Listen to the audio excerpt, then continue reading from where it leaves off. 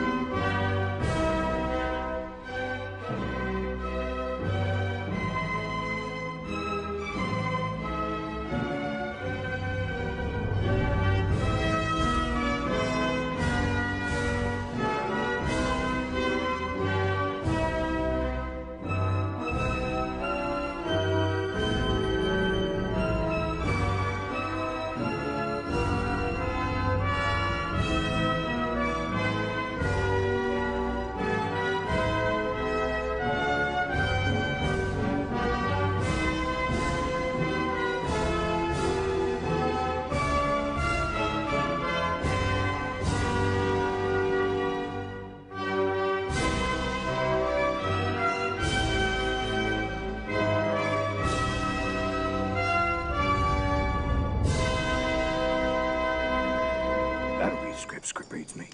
Headley. And I'm Ryan Wolf. Our greatest responsibility is to serve our Treasure Valley communities, the El Paso, Las Cruces communities, Eastern Iowa communities, Mid-Michigan communities. We are extremely proud of the quality, balanced journalism that CBS 4 News produces. But we are concerned about one-sided news stories plaguing our country. The sharing of biased and false news has become all too common on social media.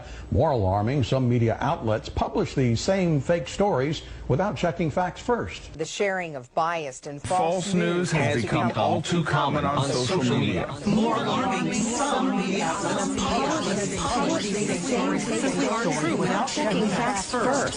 Unfortunately, some members of the media use their platforms to push their own personal bias and agenda to control exactly what people think. And this is extremely dangerous to our democracy. this is extremely dangerous to our democracy. This is extremely dangerous to our democracy. This is extremely dangerous to our democracy. This is extremely dangerous to our democracy. This is extremely dangerous to our democracy. Oh, we trained actors, motherfucker.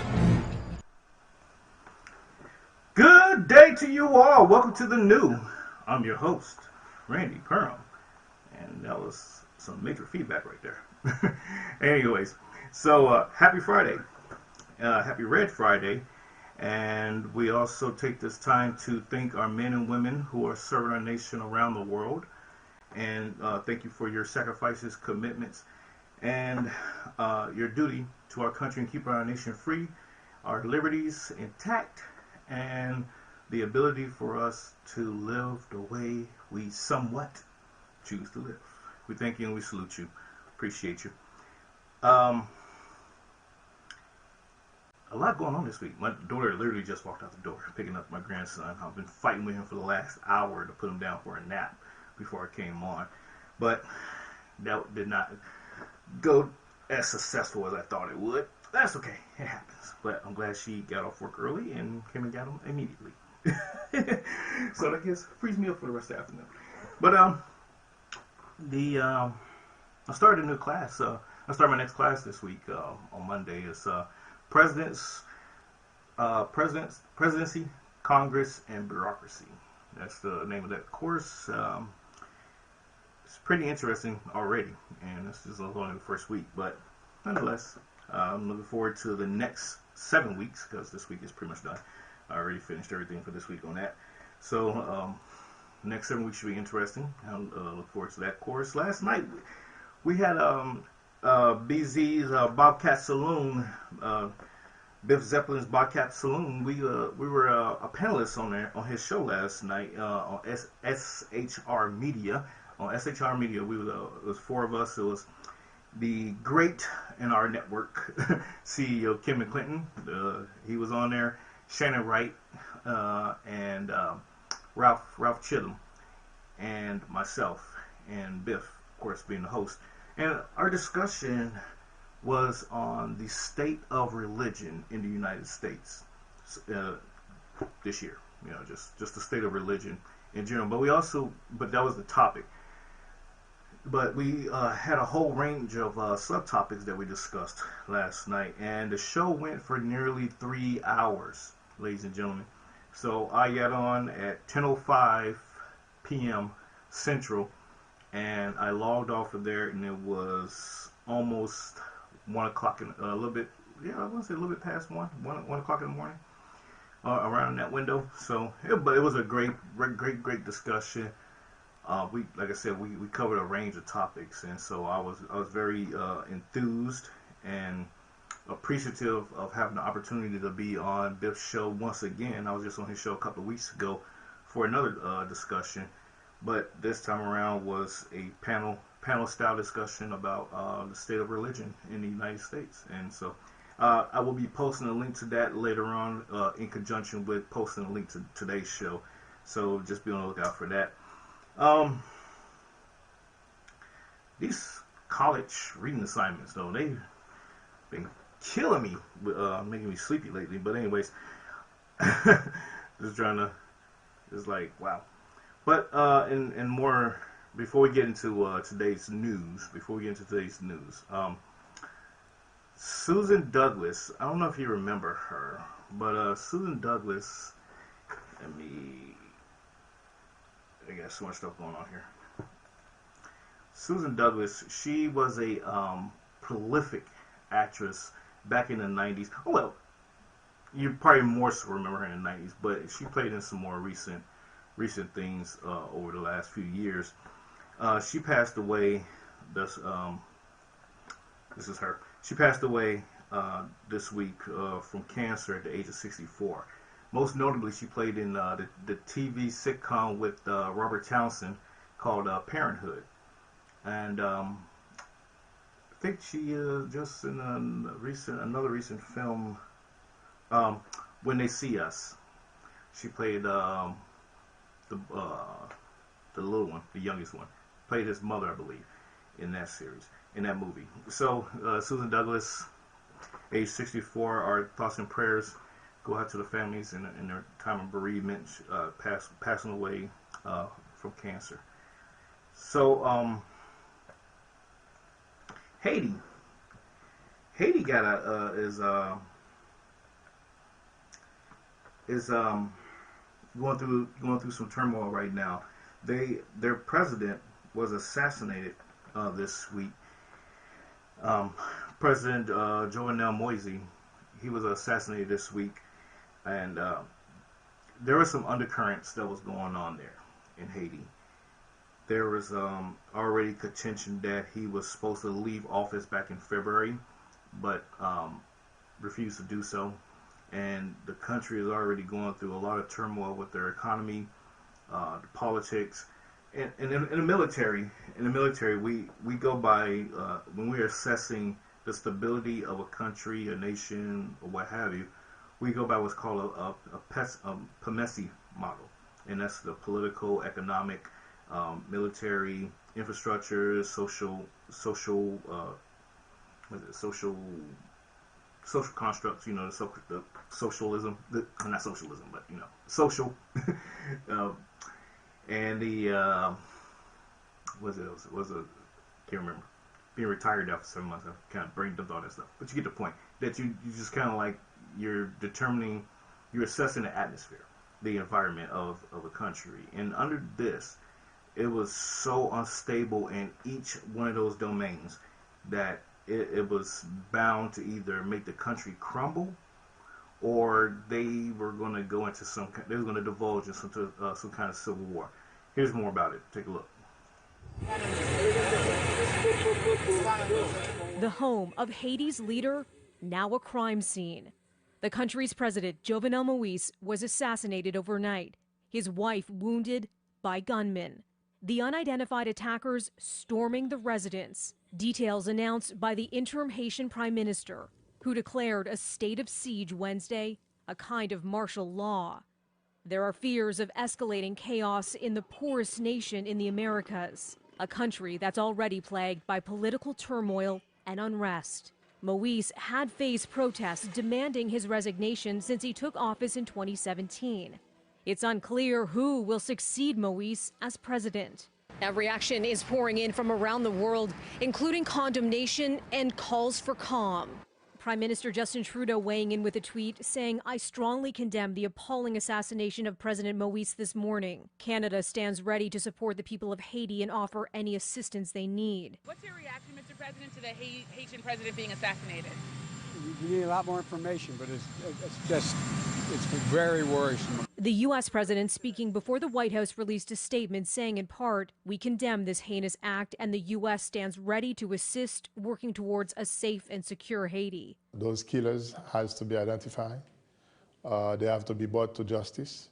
Haiti's ambassador to the U.S. is calling for an international manhunt for suspects. The Latin American leader strongly condemning the attack. Colombia's president calling the assassination cruel, vile, and cowardly. And the UN Security Council expressing deep shock and offering condolences. The perpetrators of this crime must be brought to justice. The United Nations will continue to stand with the government and people of Haiti. And an update from the federal government with a warning for Canadians in Haiti, saying that following the assassination of the president, the situation in the country is volatile. The international airport and the border with the Dominican Republic are closed. Limit your movements. Melissa Duggan, City News. Thanks, Melissa. But no, on a serious tip, I don't know if you caught that, but I believe they did mention, if not, then I just picked it up from another section, that 2 U.S. personnel, U.S. Haitian personnel, were also detained in this situation. I can't help but to wonder if this was like some, perhaps like an inside job or I'm not going to say a U.S. sanctioned operation, but an inside job nonetheless. And why is it that there was 2 U.S. personnel in the midst of this? Remains to be seen. Remains to be seen. But folks, we're going to jump to a quick commercial break. We'll be right back. Keep it locked right here, and we'll see you in a couple minutes.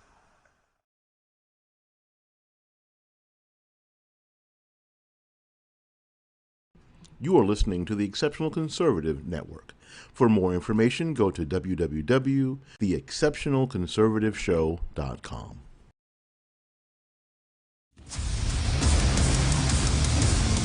Every adventure starts with a great cup of coffee.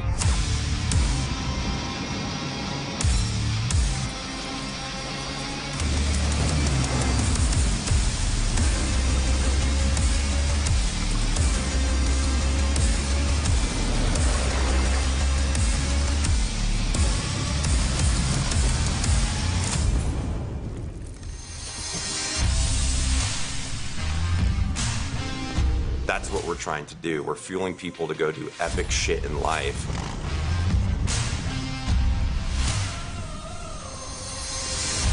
When I was roasting coffee 1 pound at a time in the back tailgate of a government truck, my service rifle was laying right there next to my 1 pound coffee roaster.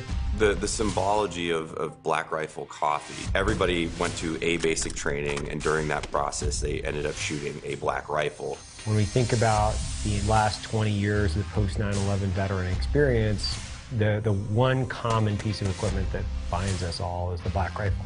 That was your service rifle, and that's kind of a tribute to our service and what we want to serve as the coffee company. It goes all the way back from the genesis of the country in 1773. It was the Boston Tea Party. From that point forward, America made coffee a hot drink of choice. All the way back to the birth of America has been fueled by coffee. That's why it's so special. The musket all the way through to the M4, the 2 other things there are rifles, coffee, service, right? I think those are the things that connect a lot of different veterans throughout the generations. It's heritage, it's service, and so kind of the whole thing is like we're fueled by coffee, connected by service. It stems from a value proposition or something that we absolutely believe in. That's what we're trying to do. We're fueling people to go do epic shit in life, but then we're all connected through this post-service or in-service aspect of raising a right hand and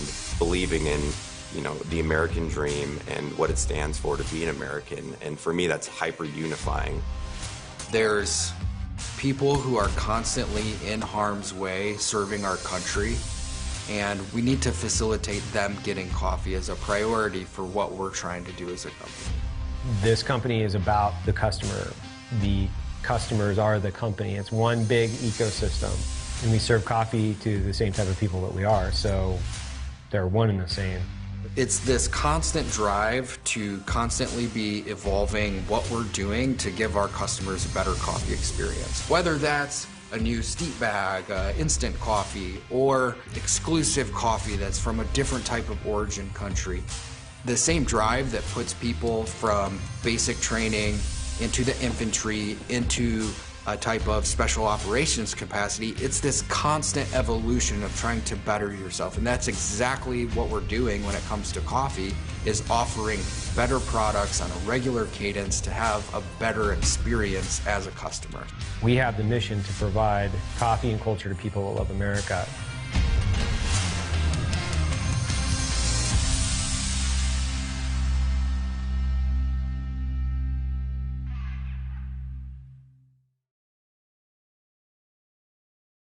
You are listening to the Exceptional Conservative Network. For more information, go to www.theexceptionalconservativeshow.com. Hey, welcome back. So, I have a new congressional challenger on the slate. His name is Greg Brailsford, out of up there in Alaska. There was a scathing article put out about him. Mention me briefly. That's okay. I appreciate you. Appreciate the shout out in there. But it was a scathing article highlighting how he was pretty much been a lifelong Democrat and just only recently converted over to being a Republican on the 5th of July when he filed for his candidacy for the U.S. Congress. So people tell you this race is going to be very interesting. I would say I haven't been campaigning as hard these last couple weeks, only because it's really early in the game, and got almost a whole year, and people are doing like all these other candidates doing these commercials. Matter of fact, CPAC is going on right now this weekend up in Dallas. Could I have went? Yes, but I'm like, no. Why waste the money right now? You know, it's just getting in the funding, getting funds in, and just, you know, laying down a good strategic game plan is what all I need to be doing right now. So there's always saying, slow is smooth and smooth is fast. So that's what this campaign is all about. Just taking our time with it, and we'll be okay. But anyways, back get off that. That's a Monday or next week topic. We're talking about world politics, world news today. In case you missed it, things that's been going on around the world. And excuse me, what's going on here? There we go. Over in Hungary, there was a new LBGTQ plus law that was passed. And it put the European Union in the collective and those in Hungary in a state of ire. They're like pissed off about this new law, which states the law prohibits the display of content with homosexuality or sex reassignment to minors. Now, what that means in short is that they can't display any kind of logos, clothing, hats, what have you, that's showing homosexuality type of, you know, suggestions, or any trans type of things in front of minors. So if you're under the age of 18 and you're exposed to this stuff, the law has been broken. And they're like, you know, this is an infringement on the human rights of people to freely express themselves and to, you know, express their identities, their sexual identities, and everything else. So there's a lot of pushback right now against this. And the Prime Minister there, Viktor Orban, they always got them like, they always put these kind of issues to the far right. You ever notice that? But anyway, he said, you know, we have to protect our children, you know, protect minors and the general populace that do not want their youth exposed to these things. And so that's why we're making this a law. It's not to say that you can't be these things or you can't express it. You just can't do it in front of children. Now, my take on this, that's pretty reasonable. That is a pretty reasonable law. Why expose children who are especially have impressionable minds or may not otherwise have been exposed to these things? Because I think that's a parent's job, is to decide and determine when to expose their children to sexual to the sexual world. I think that's their job to do that, because they're in the house with those kids. They know their mental state, they know their maturity level and all that good stuff. So I think that was appropriate. But going back to the previous point I was making,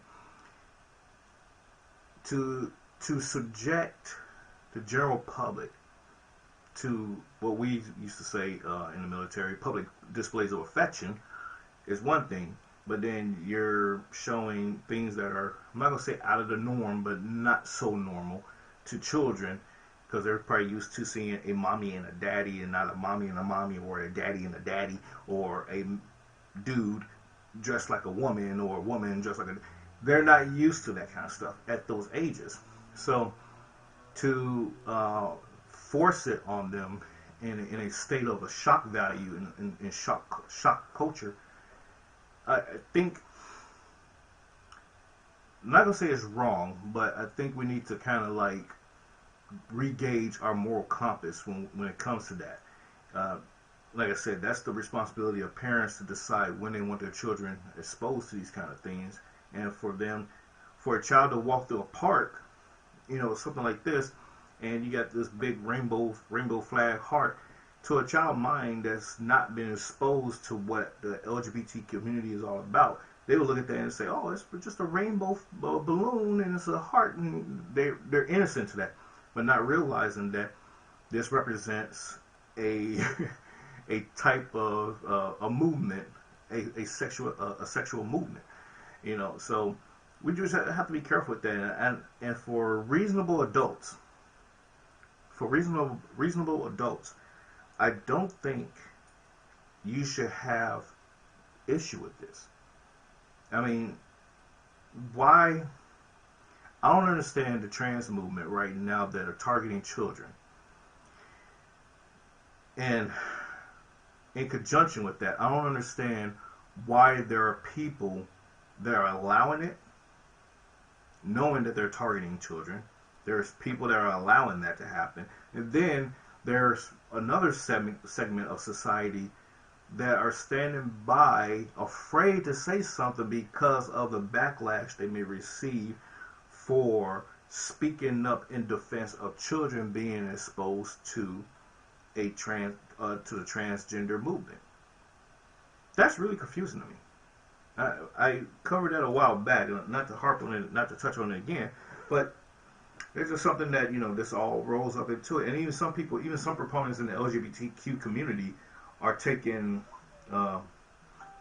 pause now and are saying, hey, this transgender side of the house, they don't speak for us. They're doing something funky.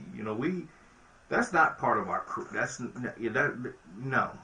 When we're talking transgender in terms of LGBTQ rights and everything, we're talking about the ability to freely express and have the same rights as heterosexual couples and what have you. That's what we're talking about. But if you're talking about, hey, we should have the right to be able to influence little kids, and we should be able to have storytelling time with kids and stuff, we're not down with all that. That is what a lot of people in the LGBTQ community are addressing right now. So there's a little bit of infighting going on there, and I just want to express that to you all right now about that. The society over in Hungary is one of the largest LBGTQs, I guess you could say, community organizers society. It's called the Hatter Society, and their spokesman, Luka Duditz, is calling for civil disobedience in respect to this law that's been passed over there. He's like, we should just, ignore it and do it anyways, and take the consequences for that, because this law is unfair to our ability to express ourselves as human beings and this and that and the third. Once again, the Prime Minister is clearly expressing that they're not trying to suppress what people are doing. They're just saying, don't do it in front of the kids. Don't do it in front of minors. So, I don't know. I will be interested. I am interested to continue to follow this story and see where it goes from there. And maybe something else will come of it. Maybe this law will get dropped or something like that. Who knows? But moving right along, because man, time is flying by. You ever had those annoying foreign-based phone calls that said that they're from the Social Security Administration and that they're calling to get verify your address and your Social Security number and to make sure that all your benefits are up to date? You ever get those phone calls? Those scammers, those telemarketers. Black Rifle Coffee, that commercial you just saw. Yeah, it's good stuff. I'm telling you, that the one that's FF, like, I don't know, it's like Arabica, man. Bomb digging. I get it during the next commercial. I'll go grab it so you can see what it looks like. Anyways, these guys, these jokers got busted finally. 97 of these yahoos were busted over in Delhi. I always want to say Delhi. Just looking at the spelling, just Delhi. Over in Delhi, the police busted them and confiscated over 171 pieces of computer gear, gadgets were seized, and arrested 97 of them, to include the head honcho of this operation. Take a look.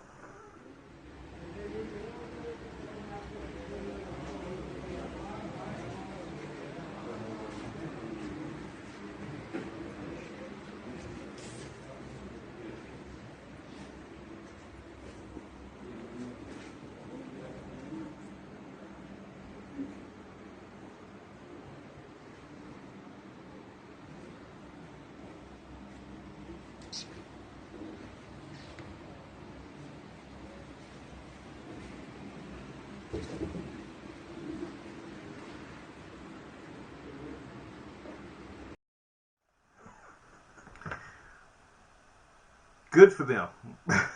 Good for them. I actually got one of those calls a couple of times, and every time I get, this is what I just do. I don't know. Maybe I'm just a bored individual, or I just have this magical free time that pops up when things happen.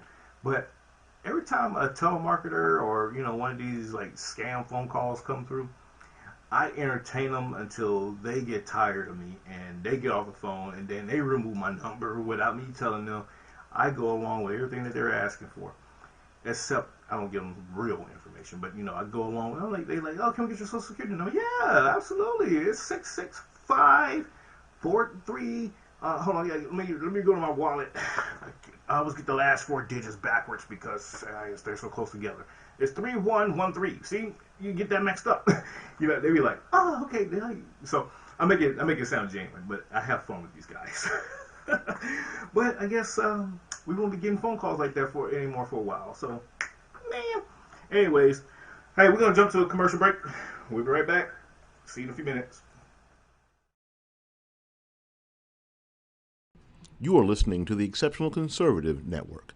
For more information, go to www.theexceptionalconservativeshow.com.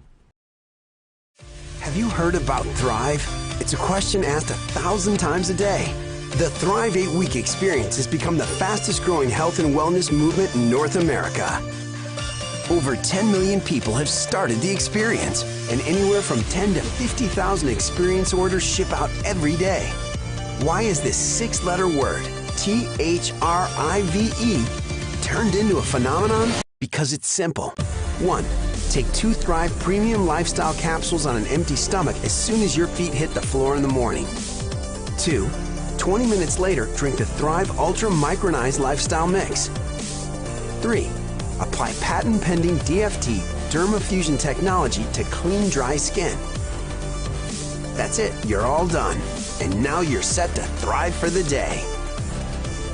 Because it's innovative. We all have nutritional gaps. No matter how well we eat or live, we simply can't get the body everything it needs from a nutritional standpoint. That's why Thrive was formulated. To supplement your diet and lifestyle. Once you complete your simple Thrive 3 steps in the morning, you've now introduced 3 different Thrive formulas that synergistically work as one. Feeding your body over 100 premium grade vitamins, minerals, plant extracts, digestive enzymes, probiotics, antioxidants, protein, fiber, and more. The premium grade nutrition helps fill in your body's nutritional gaps because it flat out works. Check out what just a few Thrivers are saying about their Thrive experience. I couldn't believe how great that I was feeling from it. I noticed a huge difference. A huge difference. I didn't even think I needed it. I'm down 73 pounds. I'm at my high school graduation weight. I was more patient with my kids, sleeping better, really loving life again. I felt like I was in my 20s, early 20s again. Because I've tried other products in the past, but it was like remembering to take this in the morning, take this in the afternoon, take this before bed. So the simplicity of those 3 steps felt like I was living my best life. It really just rocked my world. It was energized, but it was joy. From then on, it's just changed my life, and every day has been better. It's like somebody installed new lights. Everything was brighter, clearer. It's laughing and smiling and being present and not being so exhausted. Thrive is where it's at. Now that you've heard about Thrive, the next question is, are you ready to start the experience? Learn more at Lavelle.com and Facebook.com/LavelleBrands. Find out how to get your Thrive Experience products for free by referring 2 friends to do the experience with you. Find out how to not only earn free products, but earn commissions as well for sharing the Thrive Experience with others as a Lavelle brand promoter. The decision to take the Thrive Experience or share the experience with others is all up to you. Just start your Thrive Experience today.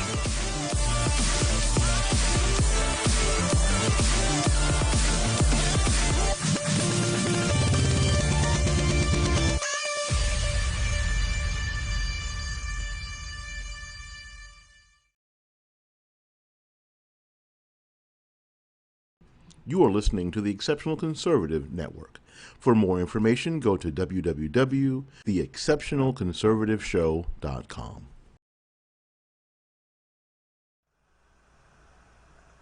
Hey, welcome back. If you have not figured it out by now, I'm a brand ambassador promoter for both Black Rifle Coffee Company, which I promised you that I would get during the break. But this is the Freedom Fuel is the name of this particular flavor that I'm drinking. Almost like just straight black coffee almost, but FF K-Power rounds, delicious. 12 K cups come to a box. Delicious stuff, I'm telling you. Like I say, I always post the links in the comment section, so at the end of the show you'll be able to go to these websites and sign up, join, and what have you, and be glad to have you as part of my team. Also, same thing with Thrive. Yeah, there we go. There's my DFT, my Dermafusion technology patch. Anyways, over in South Africa, something interesting unfolded there this week. The former South African president by the name of gosh, what was his name? I lost his name. Wow, shame on me. I lost his name.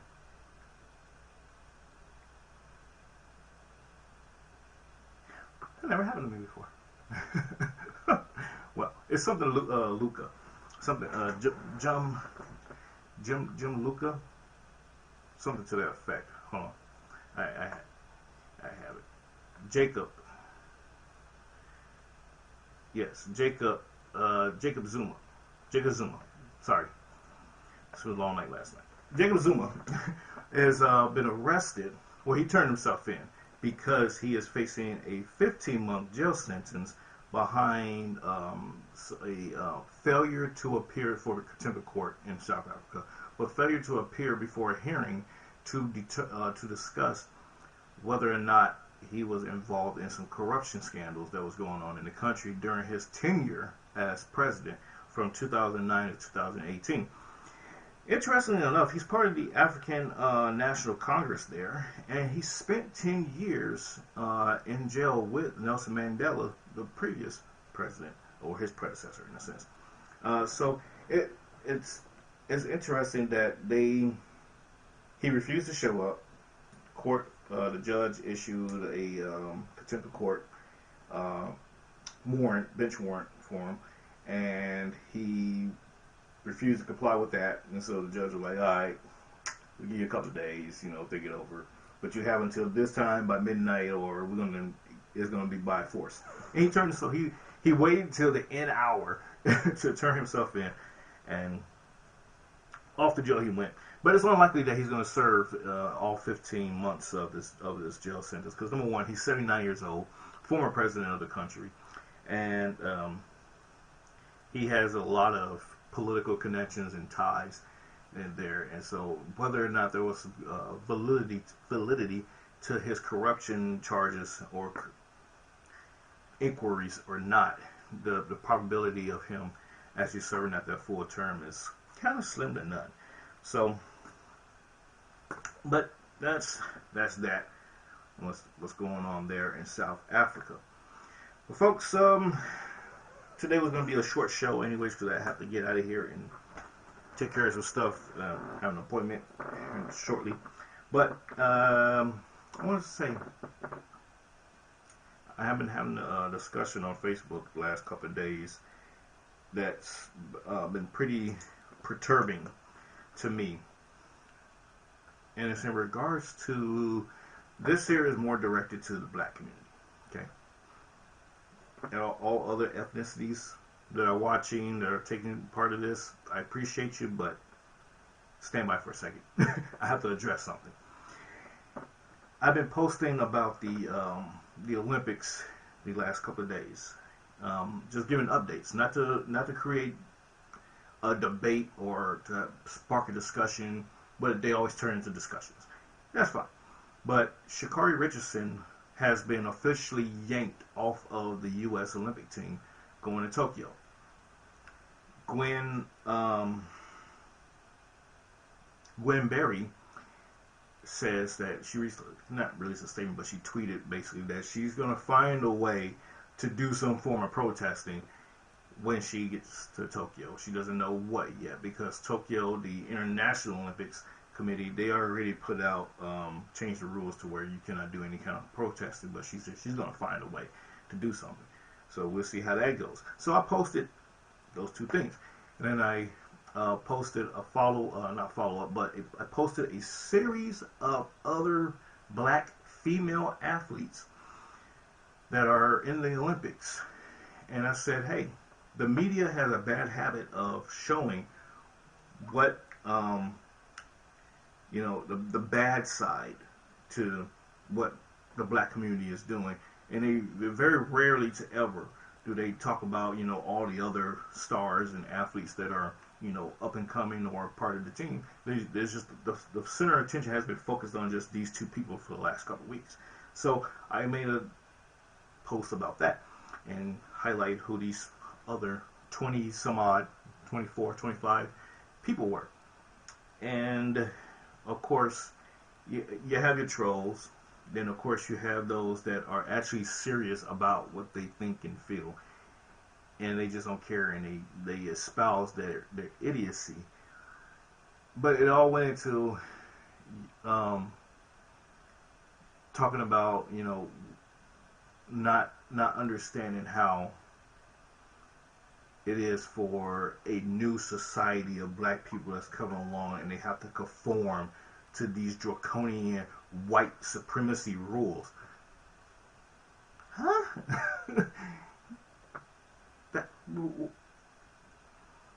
Can't even address that right now. The other thing that I want to talk about is I made a post discussing about how the conversation always comes up how slavery built America. Well, it theoretically didn't. You could talk about the wealth that was created from the South from during slavery and how it funneled up to the North and created these industries and this and that and the other. You can talk about that. That's fine. However, we tend to leave out the fact that I'm running short on time. We tend to forget about the fact that during the Civil War, the South was literally obliterated. And so all of this economic wealth and things that were generated kind of got sucked up into the wind of getting rebuilt. And that money that was generated was lost in terms of war costs and everything else. And you can't sit there and say that this country was built on the backs of slaves when, first off, we look at 1620 when the first 20 black slaves were brought over by way of Portugal through confiscation, and I'm not going to get into the history of that. But those 20 black slaves, those 20 slaves were brought. They didn't start building America. I mean, they didn't start building the Eastern Seaboard by themselves. Okay, let's stop that. And then the importation of the first slave ship was around 1670. Yeah, I can't remember on that right now off the top of my head. But the point is that even that shipment of people wasn't like building and doing things. No. The slavery was more so concentrated and relegated to the South. Cash crops, tobacco, cotton, fruits, vegetables, so on and so forth. So when we try to give this argument post 1865, especially when other states were joining the Union and being built and everything else, the 13th Amendment had already came around December 6th. 1865, the 13th Amendment passed abolishing slavery. So how can you honestly have this honest conversation about slaves being built in America when, number one, half of America wasn't even built yet, especially up to the point of after slavery, and they weren't even slaves wasn't even in the North, East, or the West so much in the East during slavery. To build. I get the economic aspect that people try to go with, but the reality is that was, like I said, diminished at the height of the Civil War. You know, that war costs, Confederacy, the separation of the secession of the Union, of the Confederate States. There's so much going on there that we kind of have to just give that honest conversation and say, okay, this transpired. Yes, people got rich during slavery because of X, Y, Z, but to try to, I'm a woosah.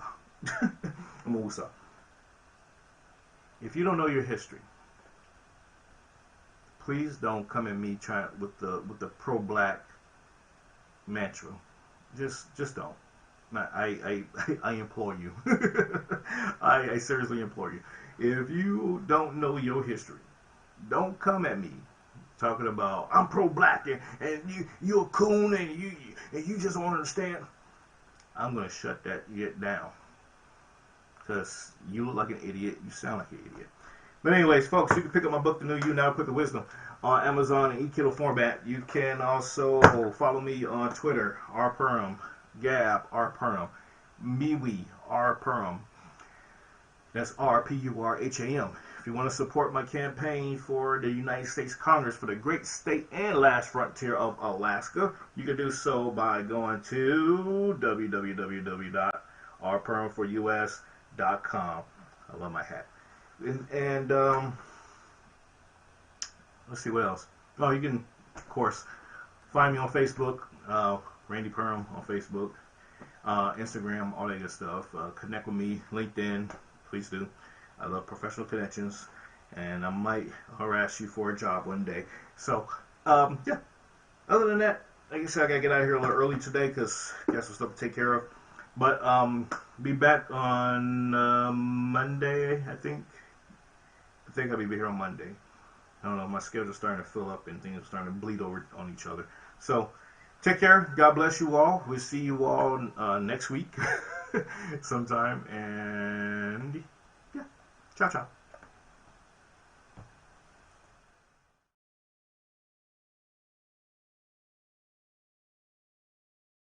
You are listening to the Exceptional Conservative Network.